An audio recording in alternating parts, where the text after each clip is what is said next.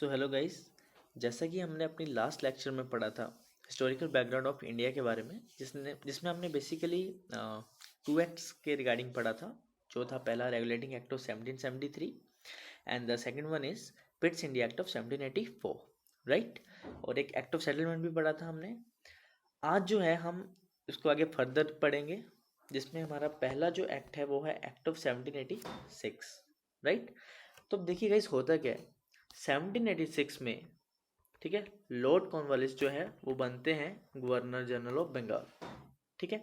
अब देखिए, जो गवर्नर जनरल ऑफ बंगाल बनते हैं तो बेसिकली इनकी दो डिमांड्स होती हैं।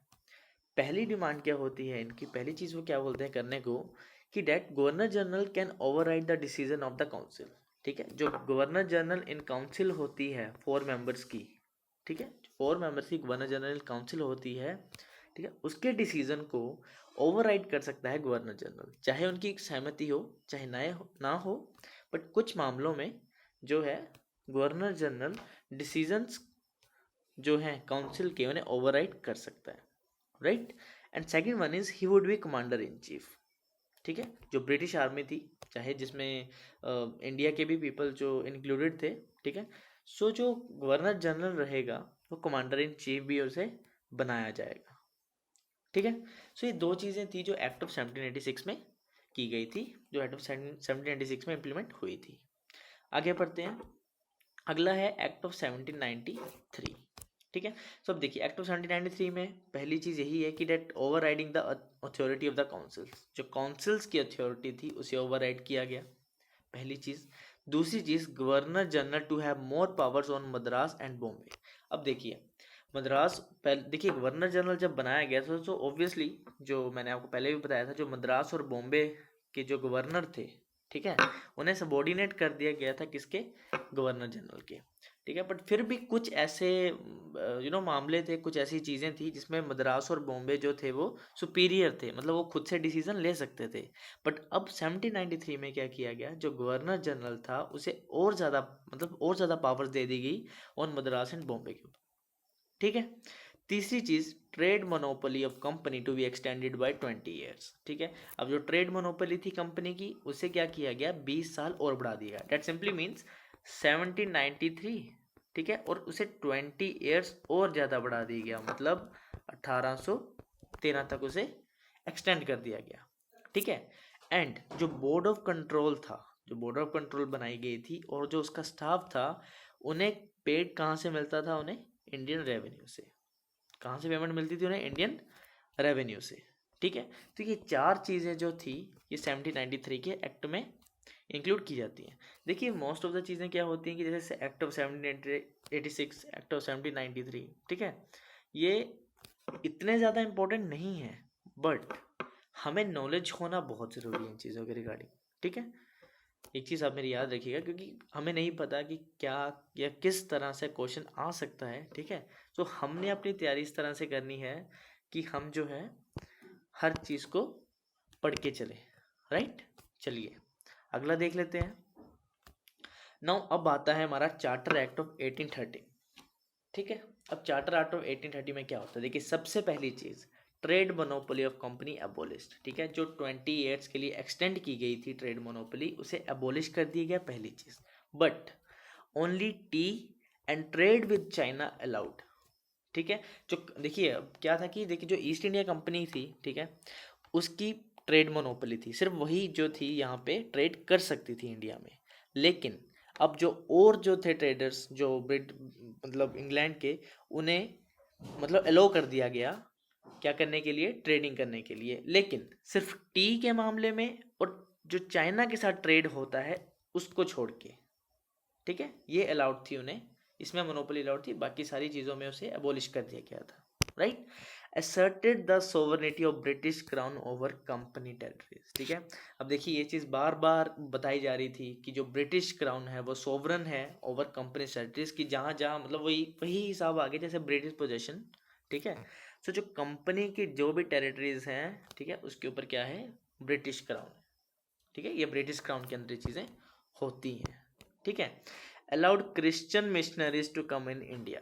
अब देखिए, ये चीज़ मैं आपको बताऊंगा कि ये चीज़ ने इफेक्ट, ये चीज़ भी था वन ऑफ द इफेक्ट जिसने 1857 के रिवोल्ट को मतलब होने में मजबूर किया था। देखिए जैसे ही, अब देखिए 1813 में क्या किया गया था, अलाउड क्रिश्चियन मिशनरीज थी उनको अलाउड कर दिया गया था। ठीक है, इट सिंपली मीन्स कि क्रिश्चियंस आएंगे यहाँ पे, ठीक है, वो अपने धर्म के बारे में, अपने क्रिश्चियन के बारे में चीज़ें बताएंगे कि हमारे उसमें रिलीजन में ऐसा होता है, ऐसी चीज़ें होती हैं, हर एक चीज़।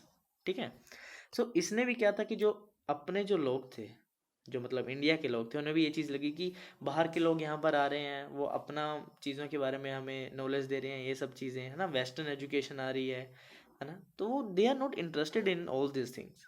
वो ये यहाँ के लोग अपने धर्म को मानते थे, तो यही था कि हम क्यों माने किसी और के धर्म को। ठीक है, सो ये चीज़ भी थी जिसने 1857 का जो रिवोल्ट था उसको होने में मजबूर किया। ठीक है, वेस्टर्न एजुकेशन मैंने आपको बता दिया। ठीक है, and one more thing, local governments can impose taxes. देखिए बेसिकली लोकल गवर्नमेंट्स के पास एज सच इतनी ज़्यादा पावर्स थी नहीं। ठीक है, बट 1813 में क्या किया गया कि लोकल गवर्नमेंट्स को मतलब कर दिया गया कि वो टैक्स जो है वो इम्पोज कर सकते हैं अपने अपने एरिया में। ठीक है, जिससे मतलब वो जो पैसा कलेक्ट होगा वही उसमें जैसे इरिगेशन वगैरह में या कुछ ऐसी ऐसी चीज़ों में जो है वो पैसा वापस लगा सकेंगे। ठीक है, सो लोकल गवर्नमेंट को क्या किया गया, local governments can impose taxes. ठीक है, तो ये था हमारा चार्टर एक्ट ऑफ 1813। अगला पढ़ लेते हैं, चार्टर एक्ट ऑफ 1833। देखिए अब याद रखिएगा ये फाइनल स्टेप था toward centralisation in British India. ठीक है, इसको क्या बोला जाता है, और final step toward centralisation in British India. ठीक है, अब पढ़ते हैं इसके बारे में क्या चीज़ थी। देखिए फीचर्स क्या थे इसके। पहली चीज़ तो ये थी कि गवर्नर जनरल जो ऑफ बंगाल था उसे गवर्नर जनरल ऑफ इंडिया बना दिया गया। क्या किया गया, गवर्नर जनरल ऑफ बंगाल जो था उसको चेंज करके क्या कर दिया गया, अब गवर्नर जनरल ऑफ इंडिया, मतलब जो बंगाल जिसकी मतलब जो पावर थी वो बंगाल तक थी, अब वो पूरे इंडिया को कंट्रोल करेगा, पहली चीज़।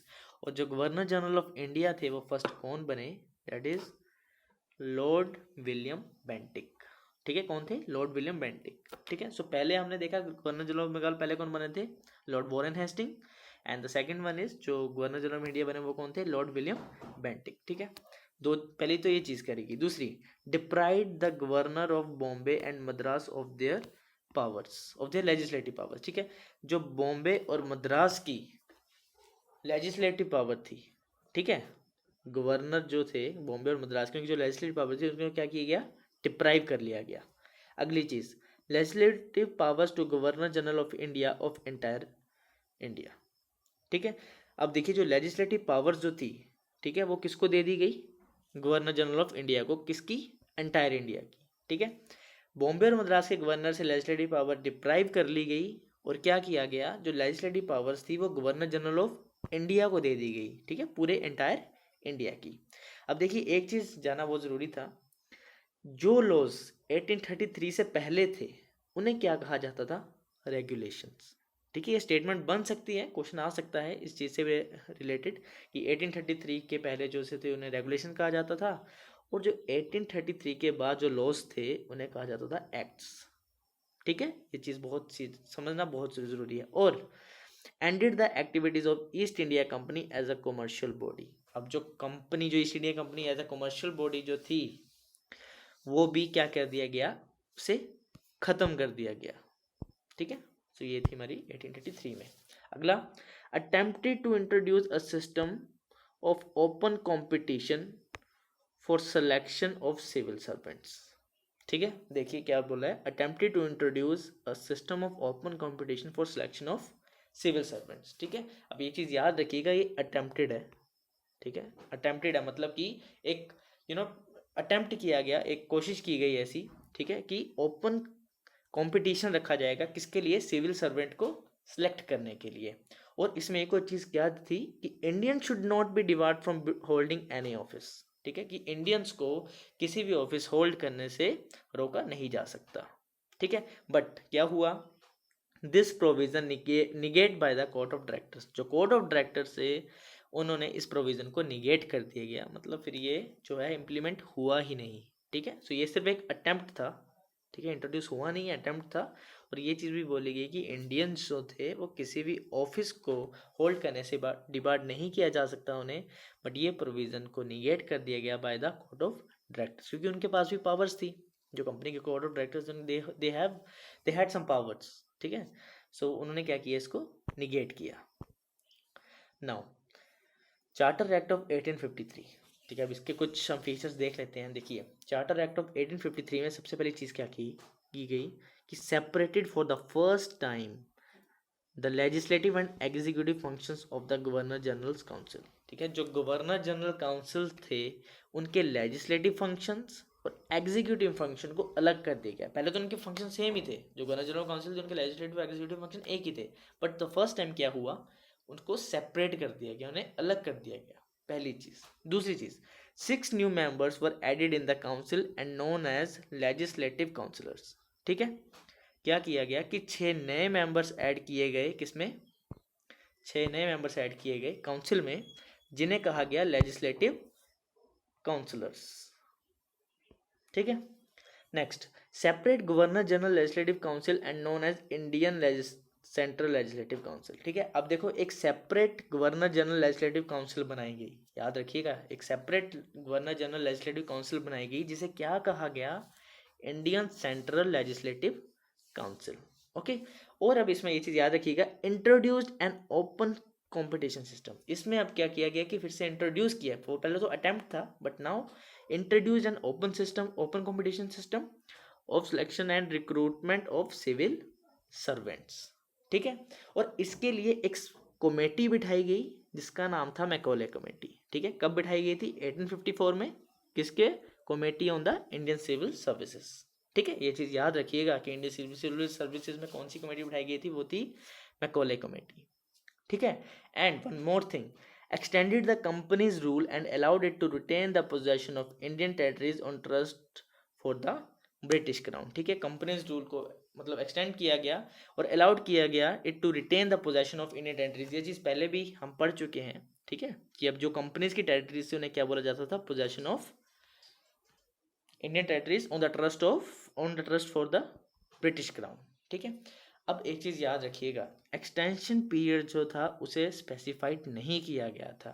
इसका मतलब है कि कंपनी का जो रूल था उसे कभी भी टर्मिनेट किया जा सकता था। ये चीज़ याद रखिएगा, कंपनी रूल को एक्सटेंड ज़रूर किया गया था, ठीक है, कंपनी रूल को एक्सटेंड ज़रूर किया गया था, बट जो एक्सटेंशन पीरियड था वो स्पेसिफाइड नहीं था कि कितने टाइम के लिए एक्सटेंड किया गया। डेट मीन्स जब मर्जी चाहे कंपनी रूल को क्या किया जा सके, टर्मिनेट किया जा सके, ठीक है। And introduced for the first time local representation, ठीक है, introduce for the first time local representation in the Indian central legislative council, ठीक है। तो फर्स्ट टाइम हुआ था ये, ठीक है, that introduce for the first time local representation in the Indian central legislative council, okay. And ये चीज़ याद रखिएगा, out of 6 new members 4 members appointed from local government, ठीक है। फर्स्ट टाइम ऐसा हुआ था कि जो 6 मेंबर्स थे उसमें से 4 मेंबर जो अपॉइंट किए गए थे, किससे, लोकल गवर्नमेंट से ऑफ मद्रास, बॉम्बे, बंगाल एंड आगरा, ठीक है। देखिए गाइज, मैंने आपको पहले भी ये चीज़ बताई है और मैं अब भी ये चीज़ बता रहा हूँ कि जो चीज़ें मैंने बोल्ड की हैं, ठीक है, ये मैंने इसीलिए बोल्ड की हैं कि आपका मेनली फोकस जो है इन चीज़ों पे जाए, ठीक है। पढ़नी तो आपको पूरी स्टेटमेंट है, बट एटलीस्ट एक याद करने का तरीका होता है ताकि आपको याद रहे कि अच्छा हाँ, मतलब 6 न्यू मेंबर्स थे जिसमें से 4 मेंबर्स अपॉइंट किए गए थे लोकल गवर्नमेंट से, वो कहाँ से थे, मद्रास, बॉम्बे, बंगाल एंड आगरा, ठीक है। अब ये था हमारा एक्ट, ठीक है, 1853 का एक्ट था। अब जैसे कि हमें पता है कि 1857 में हो जाता है रिवोल्ट, ठीक है, 1857 में रिवोल्ट हो जाता है। इसका सिंपल मतलब होता है कि अब कंपनी जो है, ठीक है, जो ईस्ट इंडिया कंपनी है, उससे चीज़ें जो है वो नहीं संभाली जा रही हैं, ठीक है। सो जैसे मैंने आपको बताया 1857 में रिवोल्ट होता है और 1858 में क्या किया जाता है, कंपनी रूल को ख़त्म कर दिया जाता है, ठीक है, कंपनी रूल को ख़त्म कर दिया जाता है। और अब किसका रूल आता है यहाँ पे, क्राउन रूल, ठीक है, अब क्राउन का रूल आ जाता है। अब क्या है इसमें चीज़ें, वो हम पढ़ते हैं। देखिए, इसे गवर्नमेंट ऑफ इंडिया एक्ट 1858 भी बोला जाता है, ठीक है, and it is also known as act of good government of India, ठीक है। क्या कहा जाता है इसे, act of good government of India. अब देखिए, सबसे पहली चीज़ क्या की जाती है इसमें, एबोलिश ईस्ट इंडिया कंपनी, ठीक है। जैसा कि मैंने आपको कब बोला कि नई चीज़ें संभाली जा रही थी, 1857 में रिवोल्ट हो गया, ब्रिटिश गवर्नमेंट को एक डर फैल गया कि अब शायद यहाँ पे रूल करना मुश्किल हो जाए, तो अब उन्होंने क्या किया कि 1858 में जो है क्राउन रूल स्टार्ट कर दिया और क्या किया, एबोलिश ईस्ट इंडिया कंपनी। ठीक है, now powers of government, territories, revenues transfer to British crown. जैसा मैंने कहा कि जो पावर्स थी गवर्नमेंट की, टेरिटरीज की, रेवेन्यूज से रिलेटेड जो भी चीज़ें हैं वो सारी ट्रांसफर कर दी गई किसको, टू द ब्रिटिश क्राउन। ठीक है, नाउ फीचर्स पढ़ लेते हैं इसके क्या थे। देखिए, provided that India henceforth was to be governed by and in the name of her majesty. ठीक है, हर मेजेस्टी कौन, जो क्वीन है वहाँ की, उनके नाम पे जो है अब चीज़ें होंगी। ठीक है, किसके नाम पे चीज़ें होंगी, जो वहाँ की क्वीन है। ठीक है, किंग क्वीन जो भी है वहाँ पे, उनके नाम पे चीज़ें होंगी। ठीक है, ended the system of double government. देखिए, अब ended the system of double government, इसका क्या मतलब है। देखिए, जो डबल गवर्नमेंट मतलब जो बोर्ड ऑफ कंट्रोल थे और जो कोर्ट ऑफ डायरेक्टर से इन्हें अबोलिश कर दिया गया। दैट मीन्स, इसका सिंपली मतलब है that ended the system of double government.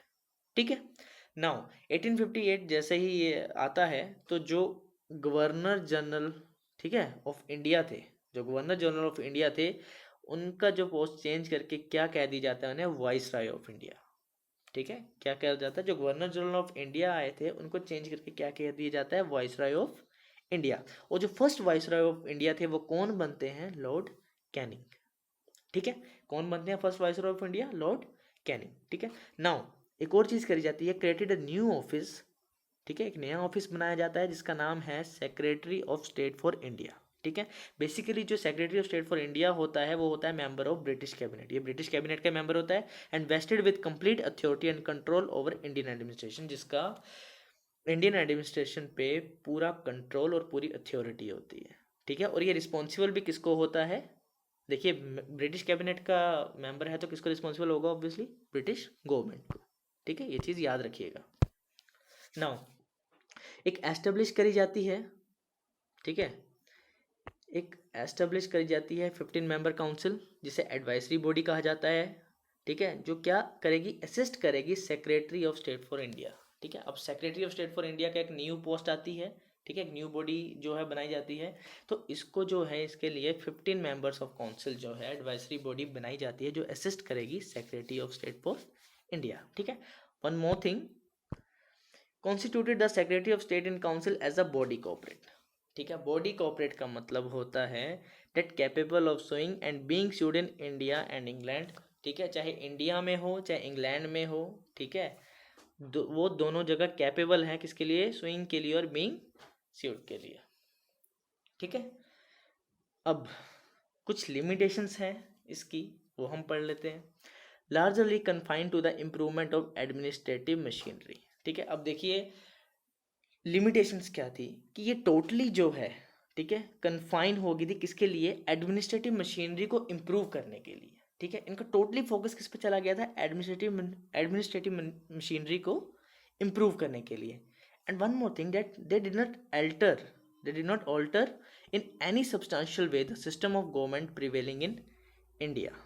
ठीक है, जो गवर्नमेंट का जो इंडिया में गवर्नमेंट थी उसका जो सिस्टम चल रहा था उस पर किसी तरह का कोई चेंज नहीं ला रहे थे, वो जैसा चल रहा था उसे वैसे ही चलने दे रहे थे।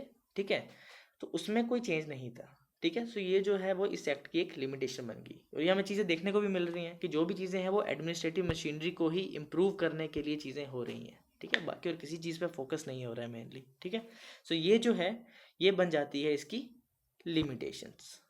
ठीक है, सो यहीं पे जो है हमारे आज हम अपनी वीडियो ख़त्म कर रहे हैं। आज हम इन्हीं एक्ट्स तक पढ़ेंगे।